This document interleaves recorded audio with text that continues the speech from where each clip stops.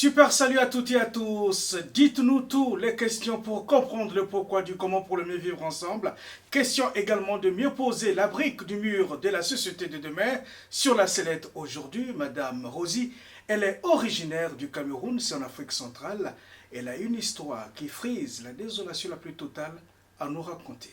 Merci Jarel. Bonjour, je m'appelle Ensayo Rosie. Depuis 7 mois, je suis victime de chantage au Cameroun. Je suis la maman d'une petite fille de 13 ans qui, à la grossesse, son géniteur n'a pas voulu d'elle. Il m'avait fait comprendre très clairement et très exactement qu'il n'assumerait jamais sa paternité et qu'il me faisait don de son sperme.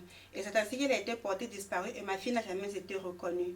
Il y a de cela quelques années, j'ai été contrainte de voyager dans l'urgence, mais avant mon départ, j'ai laissé ma fille vivre dans la famille de ma petite sœur dans le nord du Cameroun. Le mois de juin dernier, ils sont revenus sur Yaoundé. Et c'est ainsi que ce géniteur a réapparu dans leur vie. Ce monsieur est allé voulant s'incruster de force dans la famille de ma petite sœur. Et c'est comme ça qu'au bout de 3 mois, il dit à ma petite sœur vouloir prendre ma fille avec lui. Il m'appelle au téléphone, il me dit il veut prendre l'enfant. Je lui demande mais de quel enfant est-ce que tu parles, de quel enfant est-ce qu'il s'agit. Il me dit ma fille. Je lui dis mais attends, tu ne te rappelles pas de tes paroles? Et c'est ainsi que je lui rappelle ses paroles en lui disant rappelle-toi que tu m'avais dit que tu me faisais don de ton sperme. Et quand on fait un don, on n'attend rien en retour. Et tout de suite, tout est parti en vrille. Nous avons commencé à nous disputer, des chamailleries, et comme à chaque fois, des insultes. Il a commencé à nous proférer des menaces, dire comment il va faire voir de toutes les couleurs à ma petite sœur, comment il va la faire mettre en prison, comment il va faire voir de toutes les couleurs à ma famille ainsi qu'à moi. Et il nous dit comment il connaît tous les juges et les procureurs, comment tous les juges lui mangent dans la main, tous ces gens viennent boire du whisky chez lui et qu'il fait de ce qu'il veut. Et c'est ainsi qu'au bout de quelques temps, il est allé monter un faux dossier sur nous sans aucune preuve. Et ma famille se retrouve en prison à Kondengui depuis 6 mois. On a fait toutes les démarches, rien n'a jamais abouti. 2 mois après leur arrestation, ce monsieur me demande de lui verser la somme de 10 millions de francs pour leur liberté. Je lui demande, mais 10 millions pourquoi? Il me dit, c'est pour aller faire des négociations. Je lui dis, je ne négocie pas avec des juges, il faut qu'on prouve leur innocence parce qu'ils sont accusés de quelque chose sans aucune preuve. Et c'est ainsi qu'on a encore recommencé à se chamailler comme à chaque fois. Donc, ça s'est passé 2 mois après l'emprisonnement de mes frères et sœurs. Ma soeur qui est la nourrice de ma fille, la deuxième maman à ma fille, c'est ce qu'elle est en train de subir. Donc, comme il n'a pas pu avoir l'argent, il a changé de tactique. Il y a de cela 2 mois, ce géniteur qui s'appelle Ndam Emmanuel se présente chez ma petite sœur et nous leur présentons des documents disant que la justice lui accordait le droit de garde de ma fille, qu'il a reconnu ma fille et il aurait pratiqué un test d'ADN sur ma fille sans mon autorisation et sans que je ne sois au courant de cette démarche. Et c'est ainsi que ce monsieur a enlevé ma fille, il a passé ma fille et on n'a plus de nouvelles de ma fille. Toute personne, ma famille, mes cousines qui ont essayé d'approcher ma fille ont été arrêtées et emprisonnées et mises en cellule par ce Ndam Emmanuel et ses complices.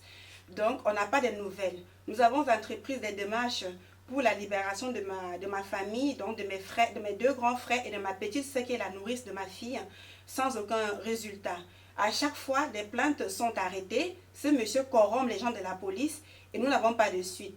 Les avocats, nous sommes déjà à 3 avocats et on n'a pas de résultat avec les avocats. À chaque fois, ils montent des plans, ils montent des complots entre nous et on n'a pas de suite. Le dossier est toujours arrêté en mi-chemin et ma famille toujours en prison. À chaque fois, on les appelle au parquet et on les renvoie sans aucune explication et sans aucune raison. Des raisons qui n'y tiennent pas. Et ma famille est en train de croupir. Mes grands frères sont des pères de famille. Ils ont des enfants qu'ils ont laissés en bas âge, ainsi que leur épouse. Ainsi que ma petite sœur, la nourrice de ma fille, qui a abandonné ses enfants et arrêtée par ce Ndam Emmanuel.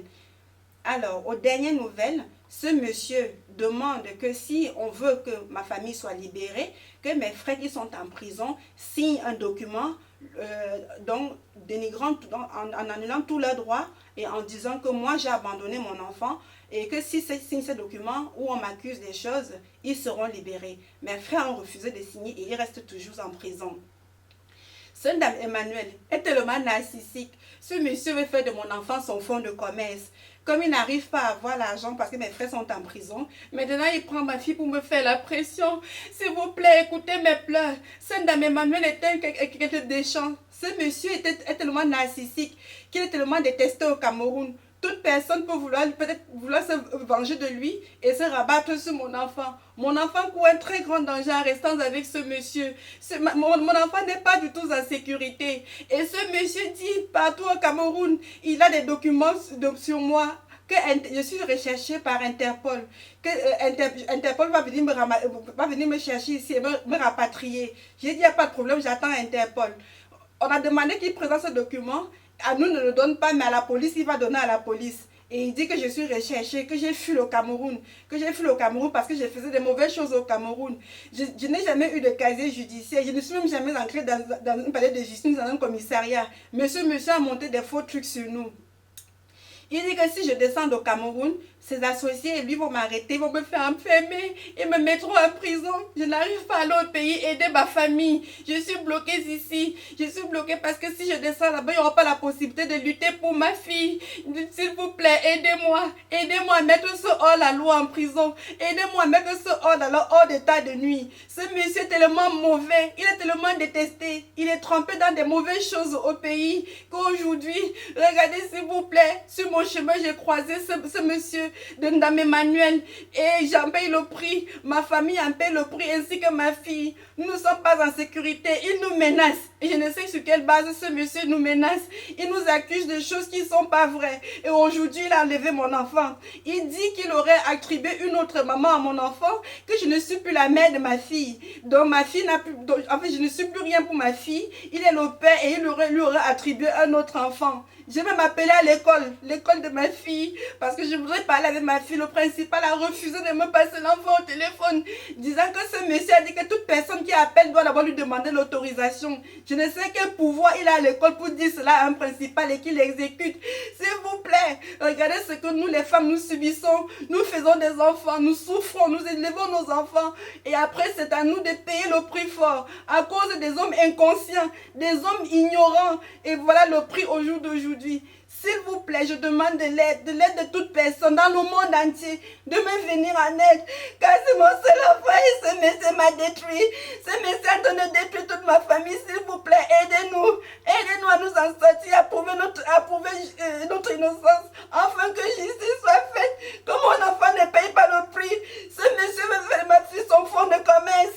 Il veut faire de ma fille sa marchandise. S'il vous plaît, aidez-moi. Aidez-moi, cher peuple, s'il vous plaît. Aidez-moi, que le Seigneur nous vienne en aide. Aidez mon enfant.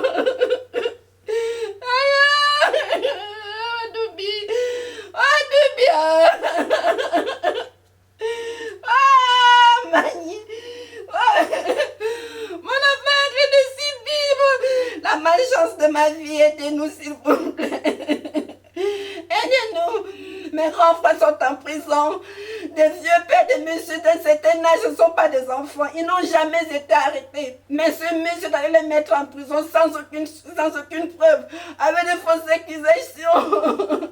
Aidez-nous, aidez Doubio. Ouais, aidez Guillaume, aidez Jacquette.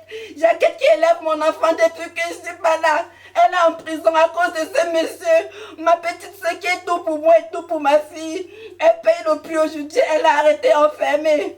Pas un passant, pas un ignorant, pas un monsieur qui a abandonné. Il me dit, me fait don de son sperme. Il m'a fait don, je ne sais pas ce qu'il me réclame. Il s'essaie de ma fille pour s'enrichir. Il s'essaie de mon enfant pour se faire de l'argent. Je n'ai rien à lui donner. Il me dit qu'en France, des gens ont beaucoup d'argent, qu'il y a des aides sociaux et que l'État donne de l'argent aux gens, que je dois lui envoyer cet argent. Je ne sais quel argent il me réclame.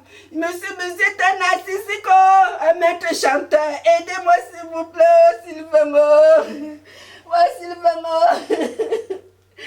Ouais, Mania. Ouais. On me craint que tu es alors. Ouais, mon papa. Ouais, ton color. Tout ça pourquoi? Parce que j'ai fait l'enfant avec quelqu'un de mauvais, quelqu'un quelqu'un d'inconscient. Tout pour lui, c'est de faire du mal. Il est heureux quand il fait du mal. En faisant du mal aux gens, quand il voit les gens souffrir, lui, il est heureux. C'est comme ça qu'il est, ce monsieur. On ne mérite plus de vivre comme ça au jour d'aujourd'hui. Le monde a évolué, les gens ont évolué. Là, la vie avance. Mais ce monsieur reste un démon, quelqu'un de malhonnête. Quelqu'un qui est destructeur. C'est un destructeur. Ma fille est en grand danger avec ce monsieur. Aidez-nous, s'il vous plaît. Ma fille est en danger. Aidez-nous. Aidez-nous, s'il vous plaît. Merci beaucoup. Dites-nous toutes les questions pour comprendre le pourquoi du comment pour le mieux vivre ensemble. Question également de mieux poser la brique du mur de la société de demain. Si vous avez aussi des problèmes qui vous tourmentent et vous plombent le moral, n'hésitez pas de nous contacter. Courage à Rosie, et nous demandons également aux autorités camerounaises de ramener le sourire des Rosie, d'essuyer ses larmes. Merci et à très bientôt.